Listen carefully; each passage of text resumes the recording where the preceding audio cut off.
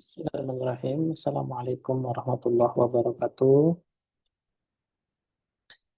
Alhamdulillah, salatu wassalamu ala rasulillah, Nabi Mustafa Muhammad ibn Abdillah, asyhadu an la ilaha illallah, wa asyhadu anna Muhammadan abduhu wa rasuluhu, Allahumma salli ala Sayyidina Muhammad, wa ala ali Sayyidina Muhammad.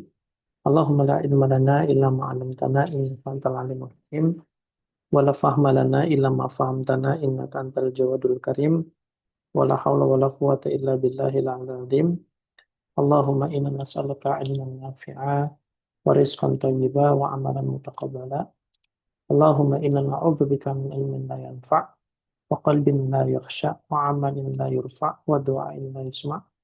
Allahumma akhrijna min dhulumatil wahm wa akrimna bin nuril fahm waftah alaina bi ma'rifatil ilm wanshur alaina rahmatak wa dzakirna ma nusina ya rahman rahim. Alhamdulillahi rabbil alamin.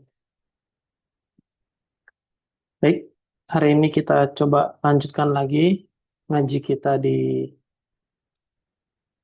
bab yang baru, yaitu bab fil haidi wan nifas.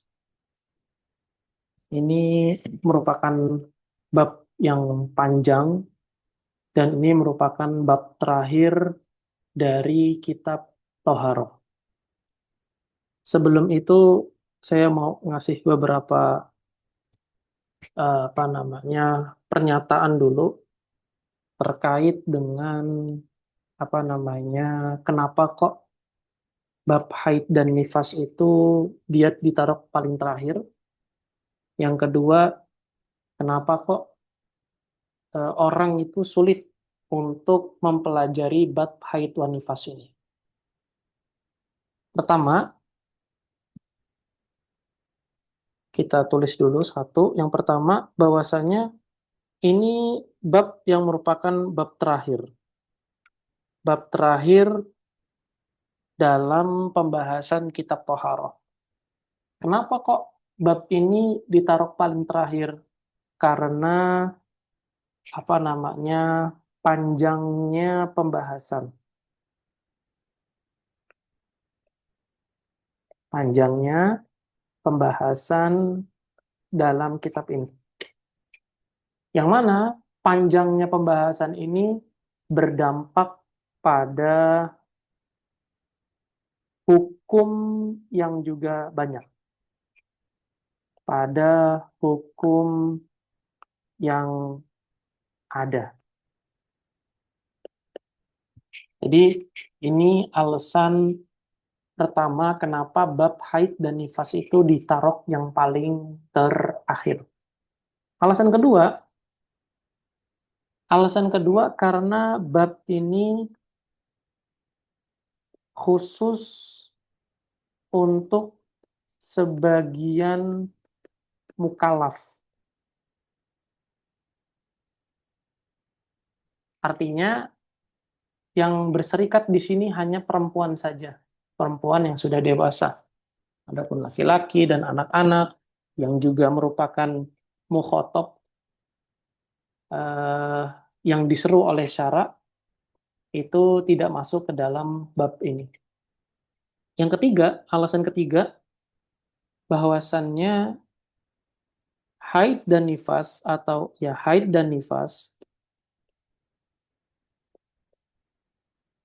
itu bukan bagian dari toharoh.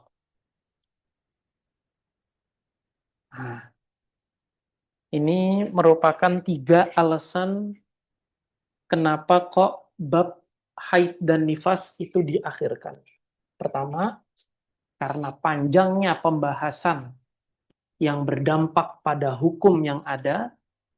Kedua, bab ini khusus untuk sebagian mukallaf saja, karena anak kecil dan laki-laki tidak masuk ke dalam pembahasan ini.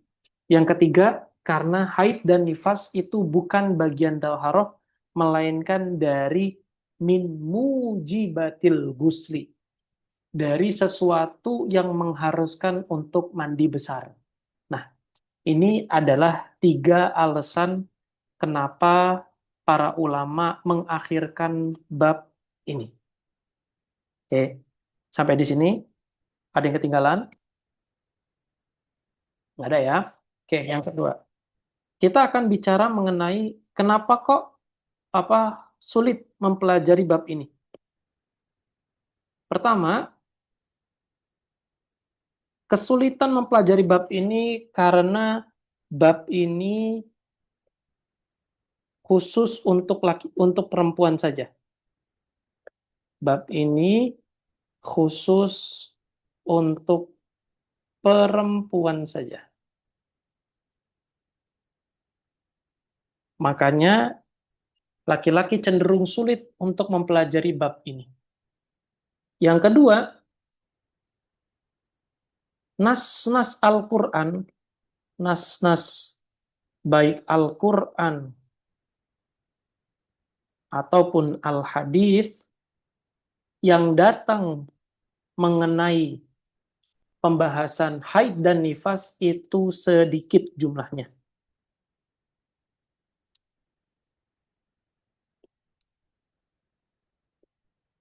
Nah, dua alasan ini adalah dua alasan yang dikemukakan oleh para ulama mengapa kok bab haid dan nifas itu sulit untuk dipelajari. Nah, kesulitan ini tidak lantas menggugurkan kewajiban para wanita untuk mempelajarinya. Dan para wanita justru fardu ain untuk mempelajari bab ini. Dan bagi kita para suami dan juga nanti yang akan menjadi suami itu punya kewajiban untuk mendidik istrinya dan punya apa namanya ya punya kewajiban untuk mendidik istrinya dan punya semacam tanggung jawab untuk mempersilahkan istrinya belajar mengenai bab haid dan nifas ini. Artinya laki-laki ataupun perempuan secara tidak langsung itu memiliki kewajiban yang sama untuk mengetahui pembahasan mengenai haid dan nifas ini. Akan tetapi, yang lebih dan yang paling afdol mempelajarinya adalah kaum perempuan yang utamanya sudah dewasa. Karena merekalah yang bersentuhan langsung pada bab haid, nifas, dan istihadah. Nah, ini adalah dua alasan mengapa kok kita perlu untuk mempelajari bab ini, baik laki-laki maupun yang perempuan dewasa. Baik. Berikutnya, kita akan langsung masuk kepada pembahasan kita mengenai bab haid, nifas, dan istihadah. Pertama, yang mesti kita ketahui bahwasannya ada 3 jenis darah yang keluar dari tubuh wanita. Wanita di sini para ulama bilang baik itu dari kalangan manusia, baik itu dari kalangan manusia maupun dari kalangan jin. Jadi jin dan manusia yang berjenis kelamin perempuan mengeluarkan 3 jenis darah. Yang akan kita sebut pertama itu akan kita sebut sebagai namanya darah haid. Nanti akan kita sebutin apa itu darah haid. Yang kedua ada namanya darah nifas. Darah yang keluar setelah, nah nih pahami. Nifas adalah darah yang keluar setelah bayi itu keluar dengan sempurna. Itu namanya nifas. Yang ketiga ada namanya istihadah. Ini adalah darah yang keluar selain dari nifas dan selain dari haid. Nah, ini adalah 3 jenis darah menurut syara yang keluar dari tubuh wanita. Baik itu dari kalangan manusia ataupun dari kalangan jin. Baik, kita akan bahas satu persatu dulu. mengenai haid, terus nanti akan dilanjutkan mengenai tentang nifas, dan dilanjutkan dengan istihadah. Namun, saya di sini nggak akan memperpanjang kalam, karena banyak sebenarnya pembahasan mengenai haid dan nifas, terutamanya di bab istihadah. Nanti pun istihadah juga tuh ada banyak pembahasan. Ada 4, yang mana masing-masing dari keempat tersebut punya perlakuan hukum yang berbeda di mata syara. Oleh sebab itu, saya akan hanya fokuskan kepada haid, kepada nifas, dan sedikit mengenai tentang istihadah saja. Dan lagi pula, di sini musannif kitab juga tidak menyinggung tentang istihadah, karena istihadah adalah bab yang sangat panjang. Oke, baik. Pertama, kita akan sebutkan dulu apa itu haid. Haid secara bahasa maknanya adalah asailan. Secara bahasa, secara lugatan, maknanya adalah sailan. Sailan itu apa, Ustaz? Sailan itu adalah sesuatu yang mengalir. Jadi, secara bahasa, haid itu adalah sesuatu yang mengalir. Adapun secara syar'an, secara fikihnya, haid adalah sebuah darah, damun yang jibiliyah.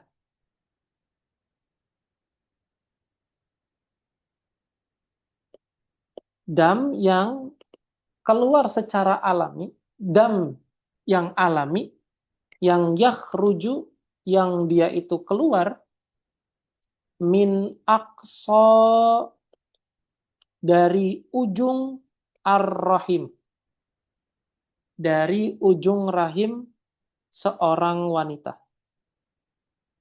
Min aqsa ar-rahim yakhruju min rahimil mar'ah. Oke. Darah alami yang keluar dari ujung rahim seorang wanita. Di sini disebutkan oleh para ulama ala sabilis sihah. Keluarnya itu dalam rangka normal. Dalam rangka normal. Ala sabilis sihah fi auqatin makhsusah. Dan punya waktu-waktu tertentu. Makhsusah. Nah, ini merupakan definisi yang dikemukakan oleh syara mengenai apa itu haid. Ulangi lagi, haid adalah darah alami, damun jibiliyatun, sebuah darah yang alami, yang yakhruju min aqsar rahimil mar'ati, yang keluar dari ujung rahim seorang perempuan. Yang kedua, ala sabilis sihah, yang mana keluarnya itu memang dalam rangka apa? Nggak dalam keadaan sakit, dalam keadaan normalnya dia sehat walafiat. Yang ketiga, dia keluar di waktu-waktu tertentu. Nah, artinya ketika darah yang keluar itu bukan dalam rangka darah yang alami, maka itu bukan masuk ke dalam bagian darah haid. Yang kedua, ketika darah itu keluar dari adena rahimil mar'ah, ujung atau depan, bagian depan rahimnya mar'ah, maka itu tidak dihitung juga sebagai darah haid. Yang ketiga, kalau misalkan darah itu keluar bukan dalam bukan dalam keadaan perempuannya itu sehat, atau dalam katakannya sakit, katakanlah dia, itu juga bukan termasuk darah haid. Yang keempat, kalau dia keluar dalam keadaan yang bukan di tanggalnya atau yang bukan di harinya, hari biasanya maksudnya dia keluar, maka itu bukan darah haid.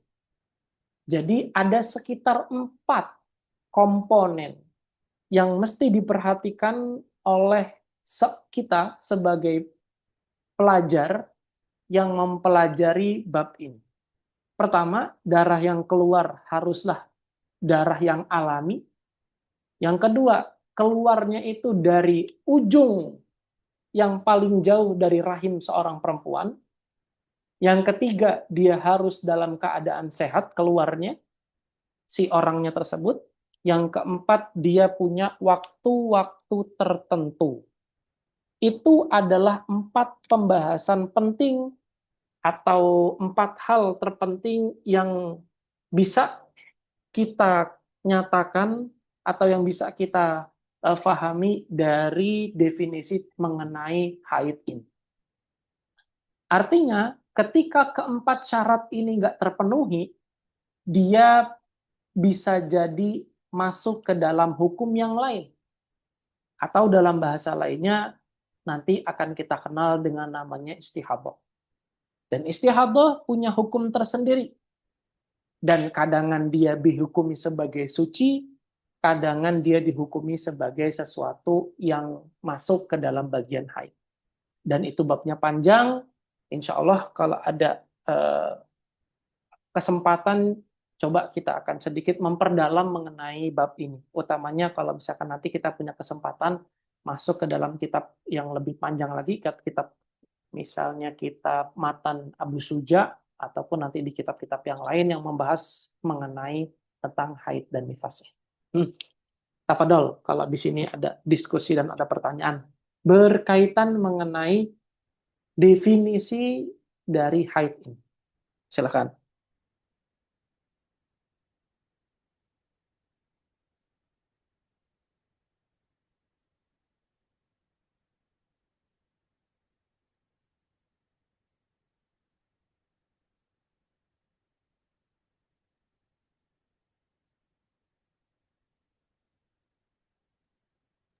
Ustadz, Hmm,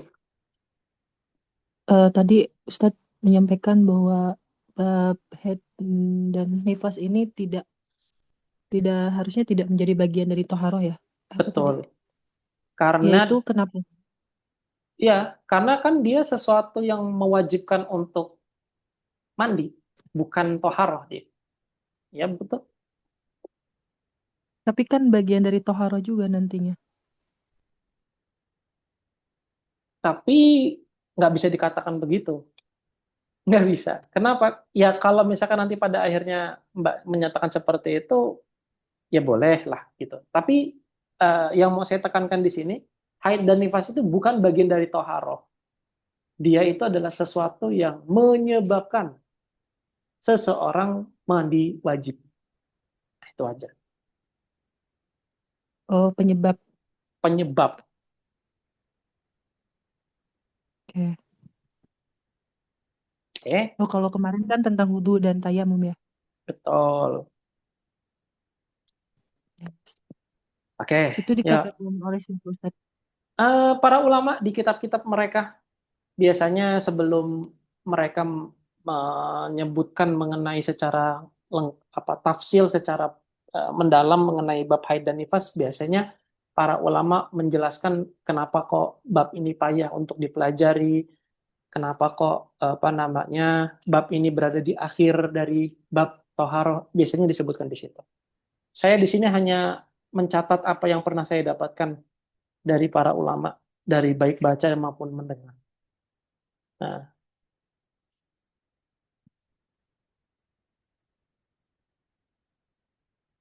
oke, ya, oke. Sebelum kita lanjut ke sini, saya akan nyebutkan, oke, sudah selesai ini? Ada lagi pertanyaan sebelum dilanjut? Sudah, Ustadz. Oke, baik. Saya hapus ya. Ya, yang kedua, syarat darahnya itu disebut darah haid. Kita sebut di sini adalah damul haid wa syartuhu. Disebut itu darah haid dan syaratnya pertama, para ulama bilang bahwasanya darah itu disebut darah haid kalau dia itu tidak kurang an la yakilla an yaumin walailah. Atau bahasanya itu 24 jam.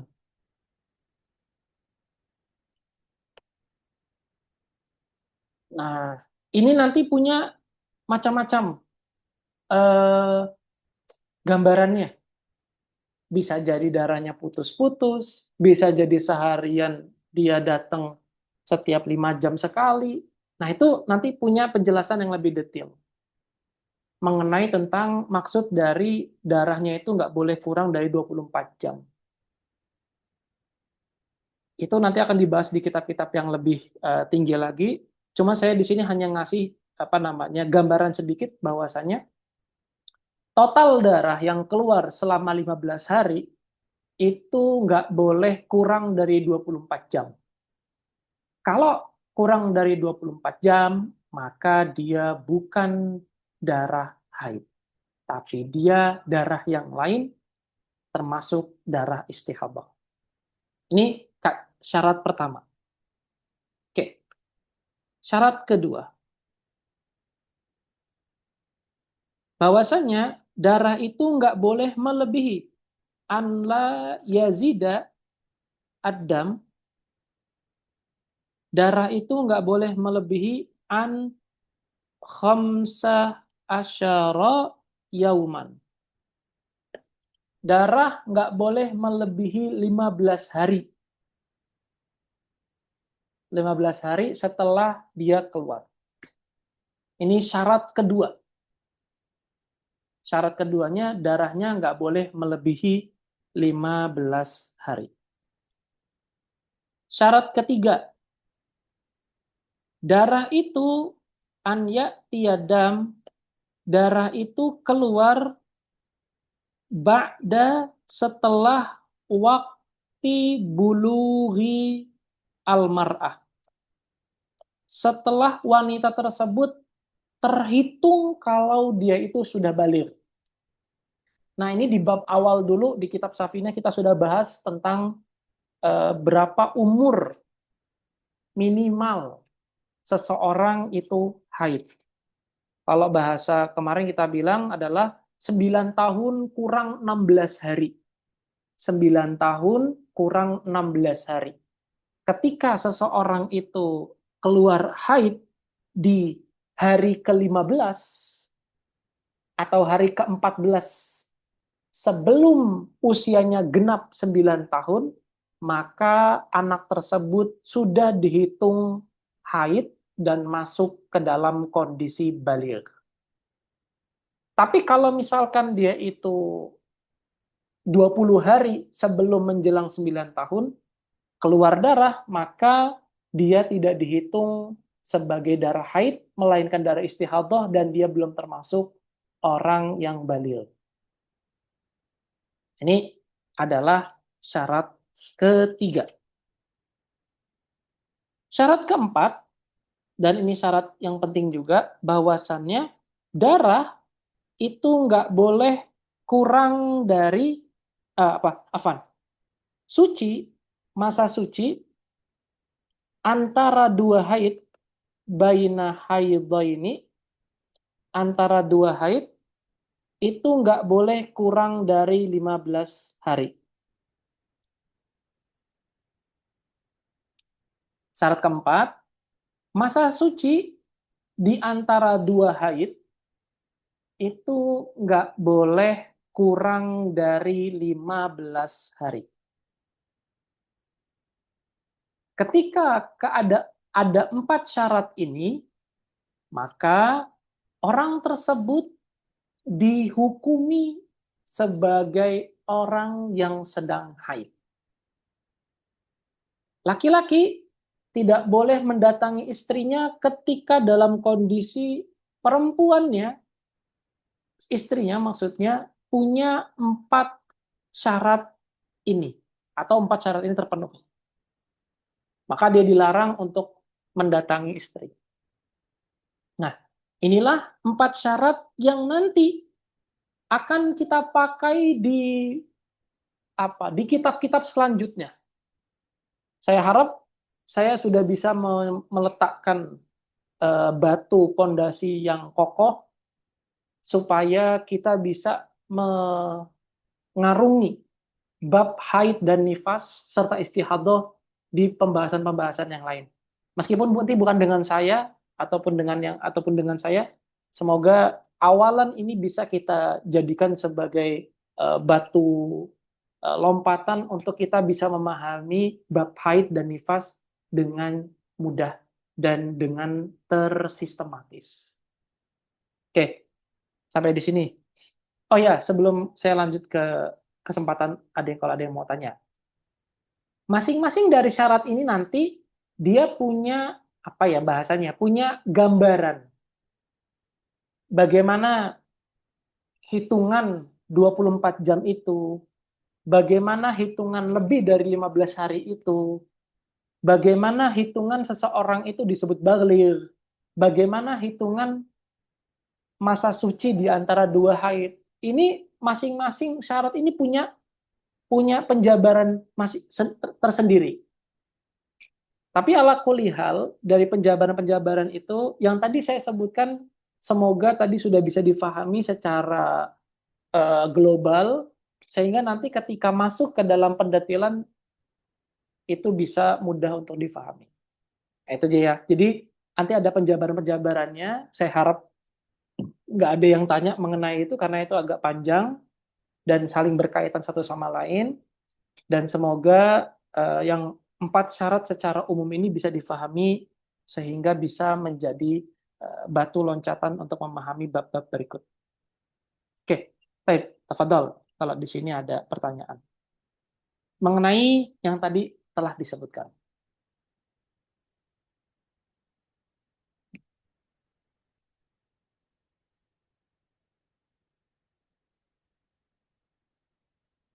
Hmm, tidak ada? Oke, ya lanjut.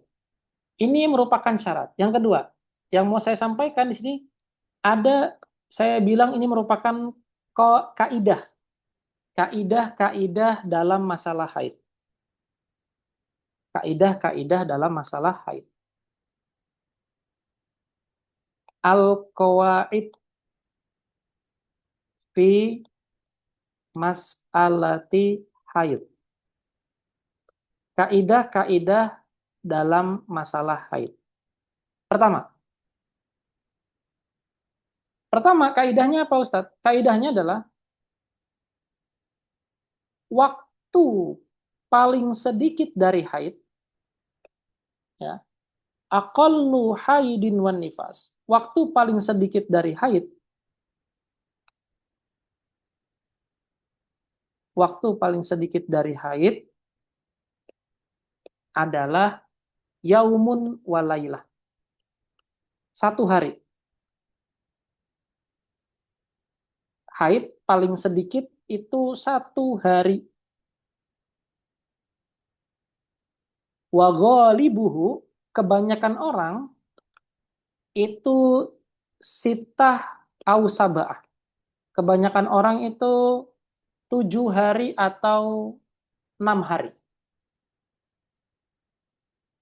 Dan kebanyakan wa aktsaruhu, dan jumlah paling banyak orang haid itu adalah 15 hari,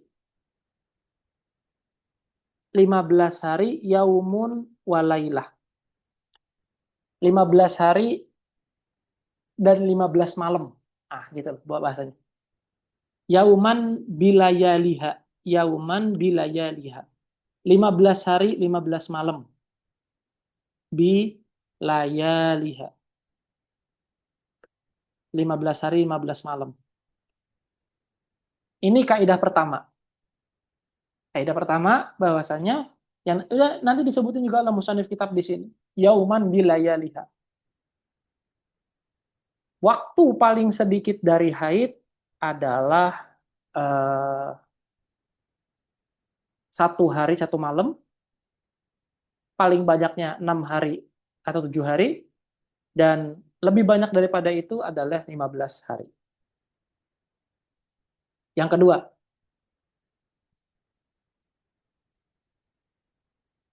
oke, yang kedua adalah tadi ya, apa namanya, akolusin, jadi umur paling sedikit, akolusinnya itu adalah 9 tahun, 9 tahun, komariatan takribiyatan. Umur paling sedikit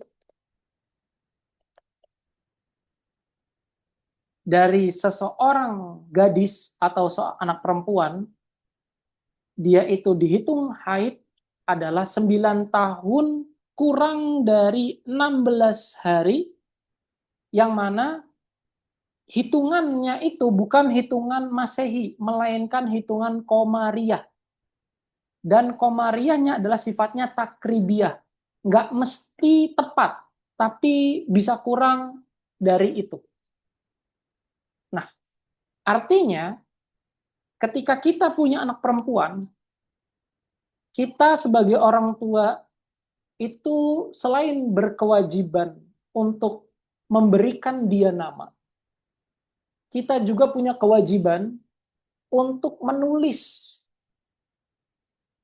tanggal lahirnya, beserta kita juga intensif untuk mengetahui perpindahan bulan secara komariah. Karena apa? Karena pengetahuan kita tentang ini itu mengharuskan kita bisa menghukumi anak kita ini sudah haid atau belum. Dan anak kita nggak tahu ahwalnya dia, karena dia nggak tahu lahirnya malam kah, lahirnya siang kah, terus tanggal komariahnya berapa, tanggal masihinya berapa, apakah kemarin itu dia itu juga tahu kalau misalkan bulan Muharram hari ini itu 29, bulan Zulqa'dah kemarin 30, yang tahu hanya kita. Maka kita sebagai orang tua berkewajiban. Ini ya, meskipun para ulama nggak katakan itu sih. Ini apa namanya, apa ya, pendapat saya pribadi yang saya mendapati itu seolah-olah kayak ada kewajiban dari kita sebagai orang tua mengetahui umur anak yang apakah dia masuk 9 tahun atau belum. Itu kewajiban kita. Jadi setelah kita mempunyai anak perempuan, cobalah untuk kita mentatabu, mengintensifkan, mengetahui tanggal apa namanya, perputaran komariah selama 9 tahun. Ya, jadi kewajiban orang tua nggak hanya sekedar memberikan nama setelah anak itu lahir, tetapi juga mengintensif untuk mengetahui perpindahan bulan komariah. Dan ini khusus ketika anaknya perempuan. Tapi kalau anaknya laki-laki gimana Ustadz? Anaknya laki-laki itu lebih dipermudah lagi. Ya. Oke. Yang ketiga, kaidah ketiga. Ya. Darah yang berwarna kuning, sufrah, berwarna kuning, dan juga kudrah yang juga berwarna keruh, ketika darah itu berwarna kuning dan berwarna keruh, maka menurut Syafi'iyah itu masih dihitung haid. Darah yang warna kuning dan warna keruh itu masih dihitung sebagai darah haid. Artinya, ketika seseorang haid telah lewat masanya dan dia masukkan kapas ke dalam kemaluannya dan dia tidak mendapati adanya keruh dan juga kuningan, maka dia dihitung bersih. Saat itu juga. Oke. Tetapi ketika dia masukkan kapas ke dalam apa namanya, kemaluannya dan dapati masih ada darah keruh dan masih ada darah kuning, maka dia masih dalam keadaan haid. Nah, ini adalah kaidah ketiga.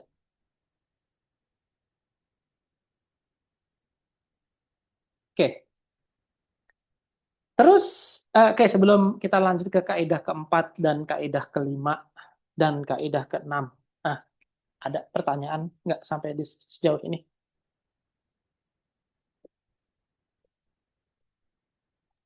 Ustadz, Hmm. yang tadi yang 9 tahun Hmm. Komariah yang takrib Takribiyah. itu Kenapa kan dia?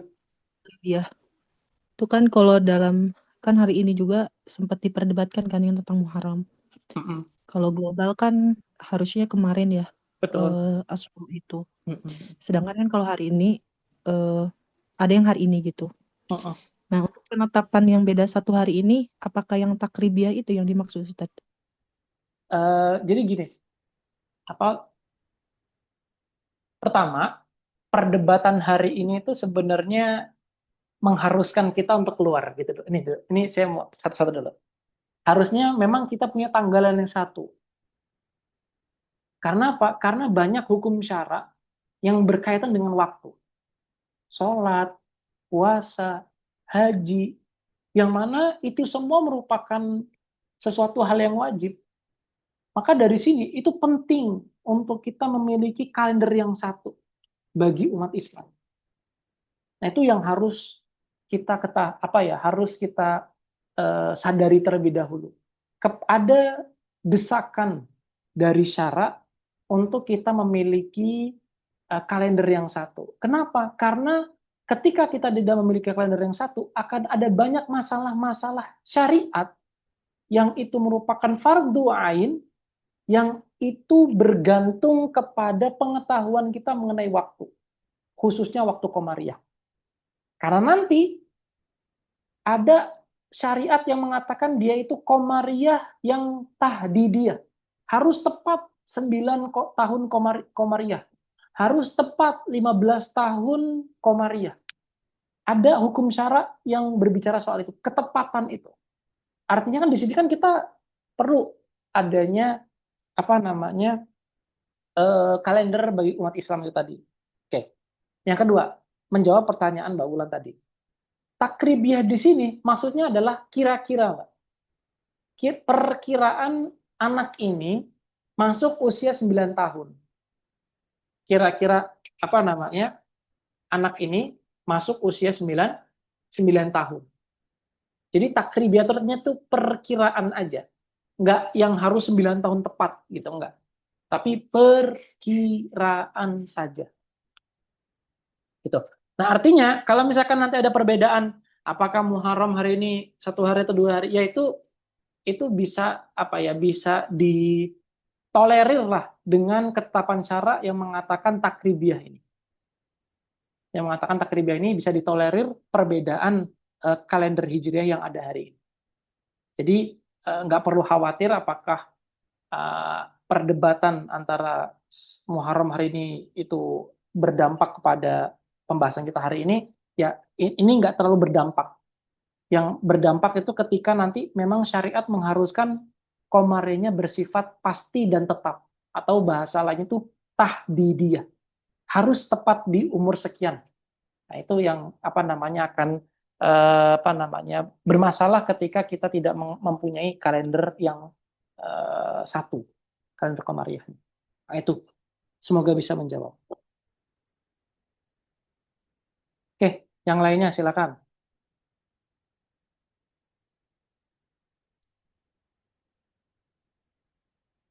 Oke, baik, nggak ada. Oke, yang kaidah yang keempat. Karena tadi masa paling sedikit dari haid adalah 1 hari, ada yang 6 hari, 7 hari, bahkan ada 15 hari, maka masa paling sedikitnya, ini kaidah keempat, maka sucinya, masa sucinya itu paling paling banter 15 hari juga. Yauman bilayaliha. Paling banter 15 hari. Ada juga masa sucinya itu 3 hari. Afan, 3 hari lagi. 23 atau 24 hari. 23 atau 24 hari. Karena haidnya 6 hari atau 7 hari. Maka ada yang masa sucinya 23 hari atau 24 hari. Ada yang dia itu sama sekali nggak pernah haid. Nah, saya pernah dapat cerita dari istri, katanya temennya itu ada yang nggak pernah haid, gitu. Mungkin satu sisi dia seneng gitu ya, karena dia bisa ibadah setiap tahunnya tanpa ada gangguan haid.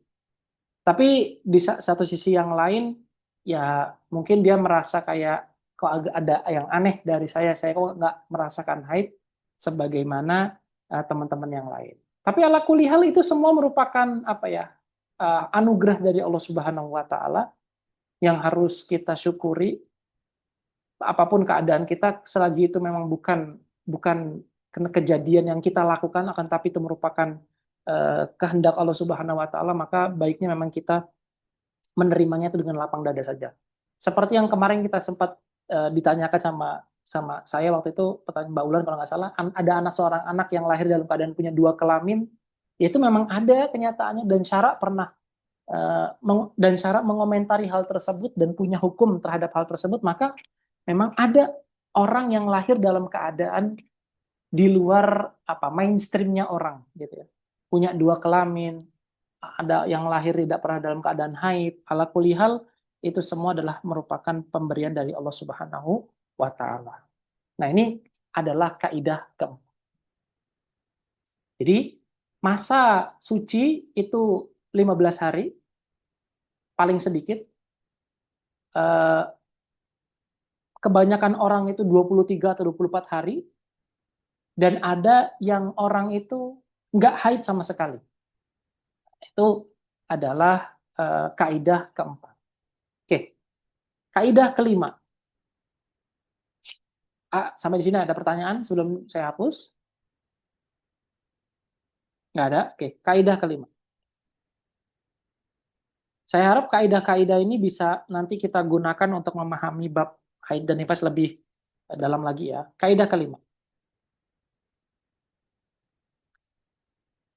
Masa suci di antara haid, ya, an-naqa'u al-mutakhallil. Nah, ini ya. Naqo' mutakhallil itu artinya masa suci. Jadi ini dia, ini jelas. Masa suci di antara darah haid, di ma'ul haid, maka dia dihitung haid secara hukman. Artinya, misal, ketika orang itu punya masa haid 7 hari. 7 hari. Atau 10 hari, dia 10 hari, dia 10 hari yang agak range lebih panjang. 10 hari. Oke. Hari pertama sampai hari ketiga dia haid. Itu. Haid. Terus di hari keempat dan hari ketujuh dia bersih. Terus di hari ketujuh dan hari ke-10 dia itu dihitung haid. Dia darah haid. Maka masa bersih ini, meskipun dia sudah melakukan sholat, sudah melakukan puasa, maka dia dihitung haid. Meskipun dia sudah sholat, meskipun dia sudah puasa, maka dia dihitung haid. Nah, inilah yang dimaksud dengan masa suci di antara dua darah haid, maka dia dihitung sebagai darah haid. Nah, ini juga pun nanti punya penjelasan yang agak panjang. Nanti dia bisa disebut sebagai dia punya adat ya bahasanya, adat yang nanti berbeda dari sebelum-sebelumnya. Nanti juga dia dihitung sebagai orang yang harus wudhu, dan orang yang harus dihitung sebagai orang yang suci dan orang yang haid. Dan nanti di sini pembahasannya agak panjang mengenai orang masa suci di antara haid. Nah, ini agak panjang pembahasannya, tapi saya pengen memberitahukan bahwasanya masa suci di antara darah haid dia dihitung sebagai haid secara hukman. Meskipun dia telah melaksanakan sholat, telah melaksanakan puasa, telah melaksanakan tawaf, dan ibadah-ibadah lain. Ini merupakan kaidah kelima. Kaidah kelima. Sampai di sini ada yang sulit dipahami? Tafadhol kalau ada pertanyaan. Kaidah kelima.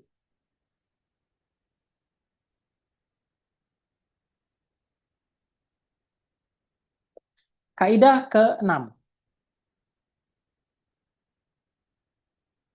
Kaidah keenam adalah jika ro'at adam, jika seorang wanita itu melihat darah, maka tatawaqqafu al-ibadah. Maka wanita tersebut harus berhenti dari melaksanakan ibadah. Kalau sholat, ya berhenti sholat. Kalau misalkan dia puasa, ya berhenti puasanya. Kalau tawaf, ya berhenti tawafnya, ila akhirih. Dan wa idza taharat, dan kalau misalkan dia suci, maka sholat, maka dia harus melanjutkan ibadahnya. Artinya di sini nggak boleh wanita itu menunda untuk mandi. Ya, utamanya sholat. Nggak boleh seorang wanita itu menunda untuk mandi. Utamanya sholat. Kenapa? Karena sholat mengharuskan suci. Tetapi kalau puasa itu tidak harus langsung mandi. Tapi bisa langsung puasa saja, tanpa harus mandi terlebih dahulu.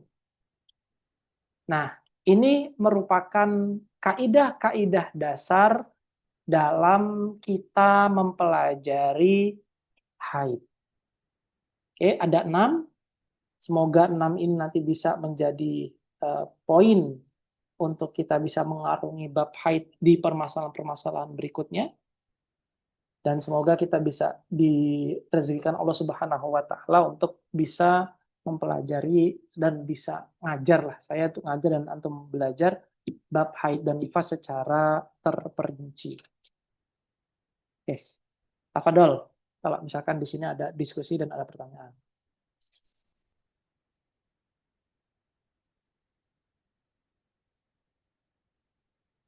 Tadi apa Ustadz? Haidon hukman itu apa? Masa suci di antara darah haid, maka dia dihitung haid secara hukum. Secara hukum. Emang ada apa Ustadz? Emang ada dua? Dibagi dua. Hukum secara apa? Enggak, maksudnya ada haid yang hukman, ada haid yang apa ya? Calonnya hukman ya. Yang benar-benar haid gitu loh. Ada haid yang dia itu dihitung secara hukman, jadi dia dihukumi sebagai hukumnya haid. Ada yang dia itu memang haid itu benar-benar haid ainian bahasanya mungkin. Secara zohirnya memang dia itu lagi haid gitu. Kalau tadi kan dia di tengah-tengahnya bersih, tapi di antara dua masanya itu dia dalam keadaan haid.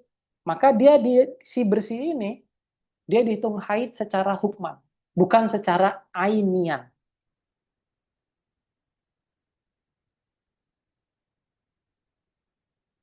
Itu ya. Oh, penghukumannya ya. Gimana?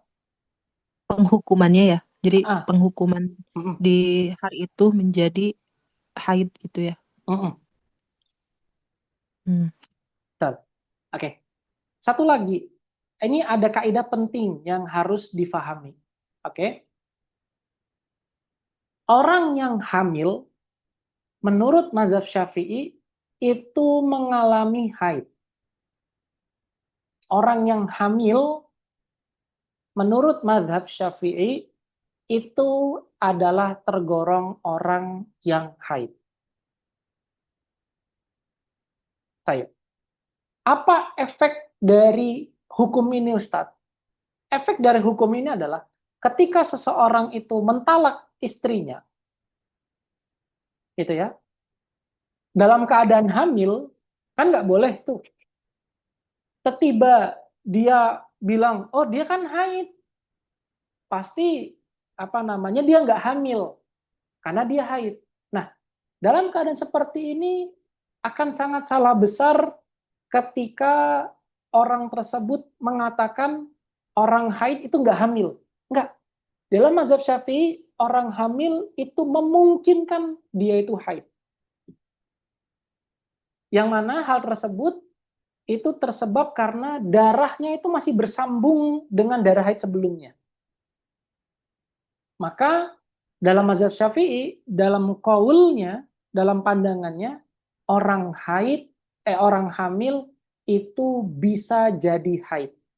Yang mana ketika orang itu mentalak istrinya dalam keadaan haid, gitu ya, dalam keadaan dia itu misalnya dalam keadaan hamil, tapi dia menganggap bahwasannya karena haid dia jadi nggak hamil, maka nggak boleh dia mentalak istrinya dalam keadaan hamil seperti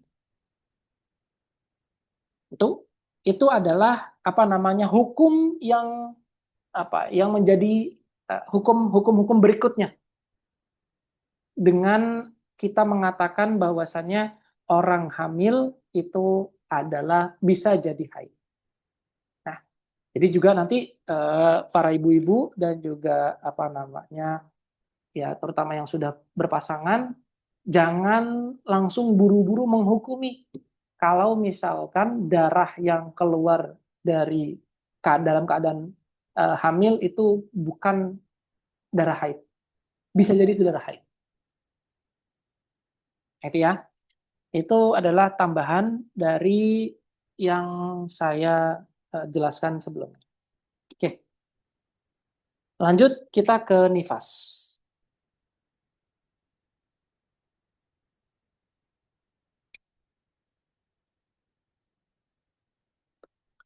Nifas secara bahasa artinya adalah al-wiladah. Nifas secara bahasa maknanya adalah al-wiladah. Dia melahirkan, wiladah. Sedangkan secara syar'an dia adalah ad-dam. Dia adalah darah yang al-kharij, yang keluar ba'da setelah firaghi ar-rahim, setelah kosongnya rahim min jami'il hamli, dari hal-hal yang dia kandung. Yang kedua, syarat kedua, walam yamdi az-zaman at-tuhru khamsata wa ishruna yauman ba'dal wiladah.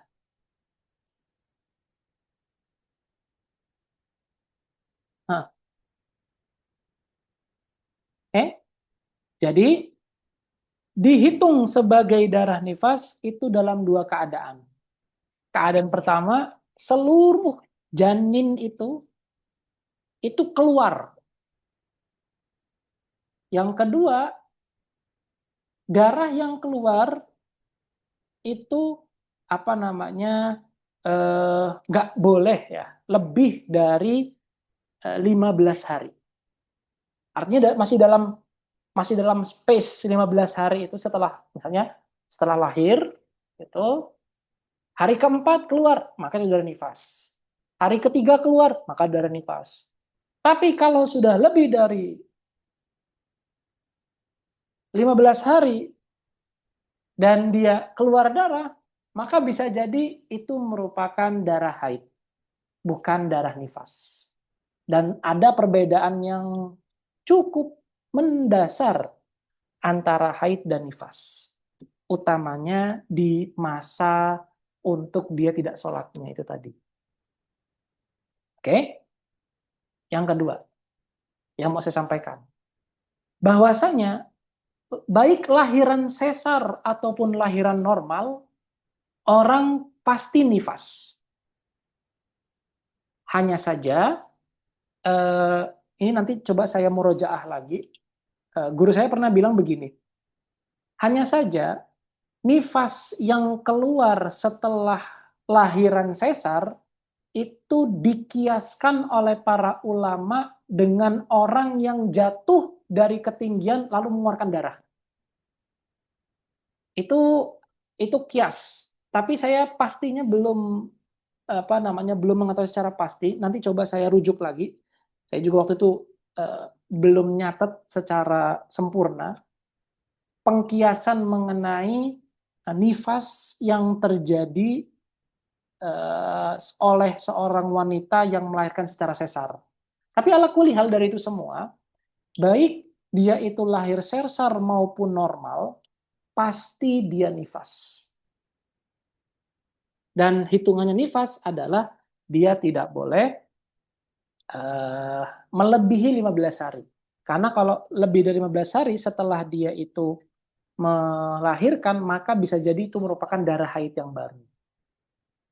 Nah, ini merupakan penjelasan dari nifas. Baik, sampai di sini ada pertanyaan?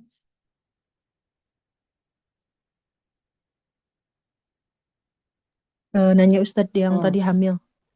Hmm. Itu secara hukman dan ain atau Hmm. ainiyah atau hanya hukuman saja Ustadz? Yang mana tuh? Yang mana tadi? Yang Yang keluar darah yang dihukumi sebagai haid walaupun dalam keadaan hamil. itu kaulnya Syafi'i, Mbak. Artinya Iya. artinya gini, misal misal perempuan hamil gitu. Ini dia nggak tahu hamil, ataupun dia hamil deh, dia hamil. Di waktu itu memang waktu di mana jadwalnya dia haid. Nah, bisa jadi darah yang keluar itu adalah darah haid, meskipun di dalam keadaan hamil. Karena memang bisa jadi itu merupakan darah sambungan dari darah yang sebelumnya. Itu apa namanya qaul dari para ulama. Jadi itu nggak dihukumi hukman ataupun ainian, tapi ulama Syafi'iyah mengatakan ya itu adalah haid gitu. Dan wanita hamil itu bisa jadi haid. Tersebab ada sambungan darah yang keluar dari sebelumnya. Gitu ya, Mbak. Ya Nah, Ustadz. Berarti dihukumi sebagai haid dalam madhab Syafi'i kan? mm-mm. Nah, tapi kalau dalam segi tadi yang dicirikan secara syara'an eh, apa istilahnya ya? Itu kan min aqsarahima mar'ah terus habilisihah awqatin maklumah. Nah, ketiga hal ini tuh kalau misalkan tidak didapati ketika si wanita hamil itu tetap dihukumi haid atau dihukumi haid atau istihadah Ustaz? Ustaz. Istihadah. Istihadah. Oh.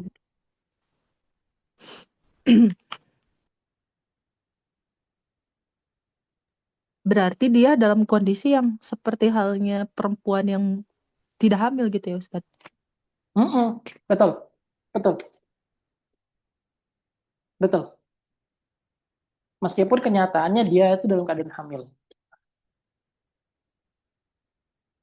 Berarti nanti ketika dia istihadah tetap diqadha ya sholatnya dalam keadaan hamil pun.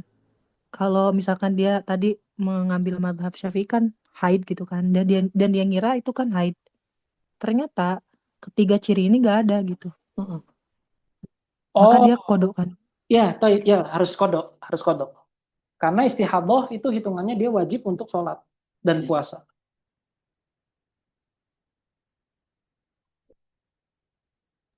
Berarti Ustadz kalau kayak gitu dia ada haid secara hukman dan ada secara aini ya kalau kayak gitu Ustadz. Enggak, udah pasti dia kalau nggak haid ya suci gitu aja, Mbak. Nggak ada hukman ataupun ainian. Oh gitu. Iya, udah pasti itu dia. Hmm, iya, iya. Kecuali kalau dia hamil dalam keadaan tadi dia di antara dua haid tadi itu. Nah, iya Bisa, itu. oh ya Maksudnya bisa ada jadi, kayak gitu. bisa jadi kayak gitu. Bisa jadi kayak gitu. Iya. Tapi saya belum pernah mendapati, saya belum pernah mendapati cerita ataupun mendapati kasus yang seperti itu. Tapi waktu itu teman saya kayak gitu, Ustaz. Ah, baik, Ada baik. dua hal yang memang eh apa dihukumi apa gitu kan. Mm-mm. Semuanya dihukumi haid atau istihadoh kayak gitu. Baik, baik. Ya, saya belum pernah mendapat dan alhamdulillah dapat baru lagi kasus. Oke, yang lainnya tafadhol. Kalau ada diskusi dan ada pertanyaan. Oke, Pak Boni, semoga ini relate ya Pak, nyambung ya Pak dengan pembahasan kita Pak. Ini perempuan Sebenarnya banget bahasannya. tapi bingung. Gimana Pak? Ada, ada yang bertanya cuman bingung. Oke, tahu, tahu. Nanti ditanyakan aja. Eh, Ah, ini ada kita. sih Tat. Hmm, Eh, cuma begini, nih pas tadi, kalau kata Ustadz kan tadi masanya 15 hari ya. ya, Nah, cuma kalau yang setahu saya yang beredar di masyarakat itu 40 hari, Tat. itu apa Pak? Itu nifas kali. Iya, nih pas. Iya nifas. Kenapa? Enggak gini Pak. Iya, tadi kalau nggak salah Ustadz Oh, katakan masa ininya hanya 15 hari. gini Pak, gini Pak, gini Pak, gini Pak. Gini, Coba, gini. coba. Ini seorang ibu katakanlah. Nah, dia keluar bayi, ini bayi keluar. Nah, Ah, ah. dalam range waktu 15 hari ini, ketika ini kan 15 hari setelah melahirkan. Iya, ah, ah. Ketika di dalam rentan waktu ini perempuan ini keluar darah, maka dia dihitung nifas. Oh, masih berarti masih berlaku ya dia. Ya, tapi kalau sudah lebih dari 15 hari setelah dia mengeluarkan janinnya, Ah, ah. maka dia dihitung haid yang baru. Oh, beda beda kasus berarti ya. Beda kasus. Nah, Iya. artinya lagi ketika di hari ketiga katakanlah dia keluar darah. Ah, Nah, berarti dia punya masa nifas. Yang paling banyak nifasnya itu 40 hari, umumnya orang 40 hari dan sampai 60 hari nifasnya. iya 2 bulan ya benar benar Tat ya. Nah, itu. Saya Ini. dengar seperti itu ya. Nah, ini yang dimaksud, Pak. Jadi mulai dihitung 40 hari itu setelah dia keluar di rentan waktu 15 hari ini. Iya Tat ya ya. Ah, ah. Ya. Oke oke oke. Oke, ya, jadi jangan Yang salah paham lagi. salah dipahamin Tat. Yang kedua gini Tat, Nah, di masa-masa haid itu memang ibu-ibu itu mengalami sesuatu gitu apa memang mitos saja? sesuatu itu apa? Contoh begini, Nah, dia kalau lagi haid itu ada yang katanya sakit pinggang, kemudian ada yang emosinya tinggi begitu. Ada yang memang nggak merasakan apa-apa. Nah itu gimana itu? Tat? oke, oke. Nah, saya pernah diskusi sama istri. Ini lagi-lagi saya kan hanya dapat dari istri ya. Iya, Jadi iya. kata beliau itu begini. Jadi alhamdulillahnya kebetulan istri saya itu orang yang gak kayak gitu Pak. Orang yang kalau haid itu dia malah cenderung untuk kalem, gak banyak Oh iya, emosian Pak. Terus iya, dia iya, iya. cerita, saya pernah tanya, ini sesuatu juga saya mendetailkan tentang ini. Apakah selalu perempuan itu ketika dia itu haid selalu marah-marah? Jawabannya Ah, ah, selalu kok gitu loh, nggak selalu. Mungkin waktu itu memang mungkin apa ya keadaan ataupun ah. suasana hati yang memang Faktor berarti ya.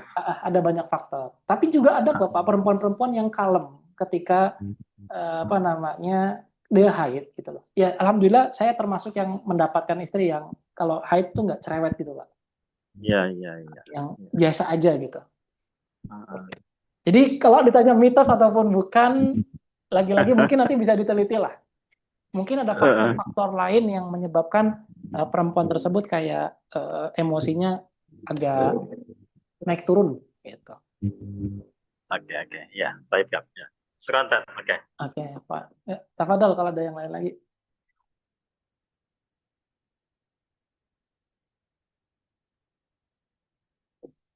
Nggak ada ya? Oke, ya. Baik, berikutnya Ini nanti akan ada di samping di sini. Ini udah ada penjelasan di sini. Kaidahnya cuma satu, adalah masa nifas itu sebentar, seperti yang dialami oleh Bunda Fatimah Zahra bintu Rasulullah Shallallahu Alaihi Wasallam. Itu haidnya, nifasnya cuma sebentar, majjah atau lahzah cuma sebentar. Ada juga yang 40 hari, ada juga yang 60 hari.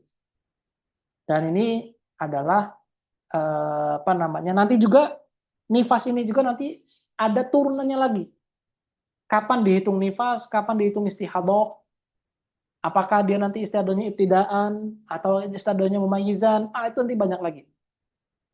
Ada hukum yang berkelanjutan mengenai nifas yang lebih dari 60 hari. Sama seperti ada hukum yang berkelanjutan mengenai haid yang lebih dari 15 hari. Kapan dia dihitung istihadah, kapan dia dihitung haid, kapan dia punya adat yang berbeda, ila akhirih, yang insya Allah akan dilanjutkan di bab-bab berikutnya. Baik, kita baca dulu sebagai penutup hari ini. Faslun fil haidi wan nifas. Ini fasal tentang haid dan juga nifas. Aqallu haidin yaumun walailah. Masa haid itu paling sedikit itu 1 hari 1 malam. Wa ghalibuhu, kebanyakan orang itu 6 hari sampai 7 hari. Dan paling banter haid itu adalah 15 hari 15 malam. Berikutnya, wa aqallu tuhrin bainal haidataini, masa suci di antara 2 haid itu 15 hari. Wa ghalibuhu, dan paling banter atau umumnya orang itu sucinya 24 sampai 23 hari masa sucinya. Dan bahkan ada yang nggak pernah haid. Wala hadda li aktsarihi. Dan bahkan ada juga yang tidak pernah haid sama sekali. Artinya dia suci terus. Yang berikutnya, aqallu nifasin, masa nifas itu paling sedikit adalah majjatun atau lahdzatun. Cuma sebentar. Setelah keluar, ada darah yang keluar, sudah nifas, habis itu selesai, tuntas. Nah, itu yang dialami oleh Fatimah Az-Zahra bintu Rasulullah Shallallahu Alaihi Wasallam ketika melahirkan putra-putranya. Paling banyak nifas itu adalah 40 hari, dan ujung dari nifas adalah 60 hari. Ketika lebih dari 60 hari, maka dia punya hukum yang berbeda. Apakah nanti dia dihukumi istihadah atau dihukumi haid, nanti itu ada pembahasan tersendiri. Tapi ala kulli hal, musannif kitab di sini hanya menyinggung sesederhana ini. Beliau meringkas kitab tentang haid dan nifas. Karena memang kitab ini memang ditujukan untuk orang-orang yang baru belajar, maka nggak banyak-banyak untuk didatangkan permasalahannya. Baik, tafadhol. Sebelum ditutup majelisnya, ada diskusi dan ada pertanyaan. Izin, Tat. Ah, Tentang ini, Tat.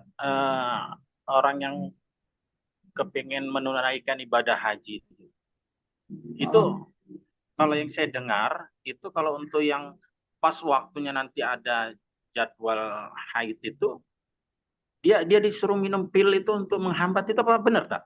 iya, betul. Dan itu ada fatwa dari ulama Jordan kalau nggak salah, di kalangan Syafi'iyah juga, diperbolehkan untuk mengonsumsi itu.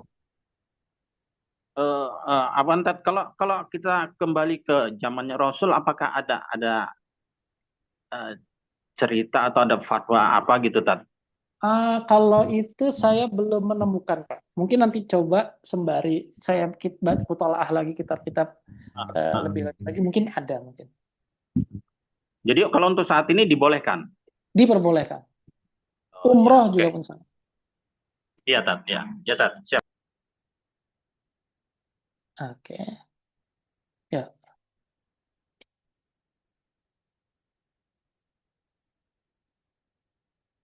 Oke. Oke. Terakhir sebagai penutup, nih ya. Ini mungkin yang bikin perempuan itu nggak tahu, nggak apa ya, suka lupa tanggal. Mungkin ya. Ini ada selentingan seperti itu. Kenapa? Karena ini mungkin ini bapak-bapak juga harus tahu ini, Mas Aldari juga dan juga Pak Boni. Jadi gini, jadi 1 bulannya perempuan itu bukan 30 hari. Di bab ini 1 bulan itu bukan 30 hari. Melainkan apa, Ustadz? Melainkan jumlah dari masa suci dan masa haidnya.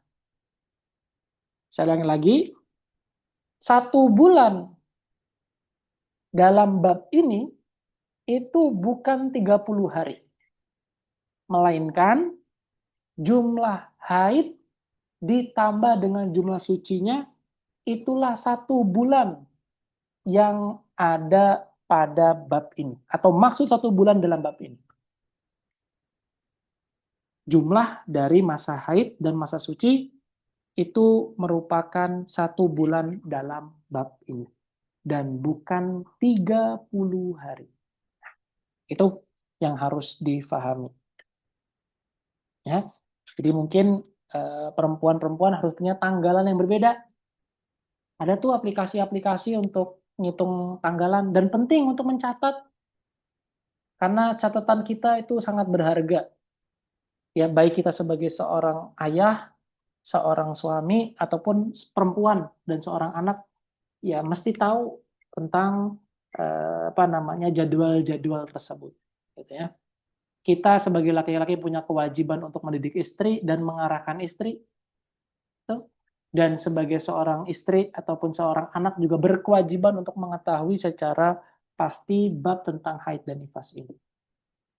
Lagi-lagi di sini saya bukan yang lebih tahu, tapi kebetulan sering nanya dan sering mengulang-ulang bab ini, jadi alhamdulillah jadi sudah paham. Dulu ketika belajar bab ini memang benar-benar pusing gitu ya. Ada kayak ibaratnya kalau di atas kepala tuh ada awan gelap mendung gitu. Karena saking banyaknya, dan alhamdulillah saya sudah membuat ringkasan dari hasil ngaji saya kemarin itu, dan alhamdulillah bisa bermanfaat untuk bisa dibagikan ke teman-teman yang ada hadirin sekalian hari ini. Dan semoga saya bisa menuntaskan lah catatan saya mengaji mengenai tentang haid dan nifas ini, dan semoga bisa dibagikan juga ke teman-teman untuk dipresentasikan dan juga bisa diamalkan dalam kehidupan sehari-hari. Insyaallah ta'ala. Itu aja dari saya. Barakallahu li wa lakum. Kurang lebihnya mohon maaf dan pada dosa mohon ampun. Sebelum ditutup, ada lagi pertanyaan?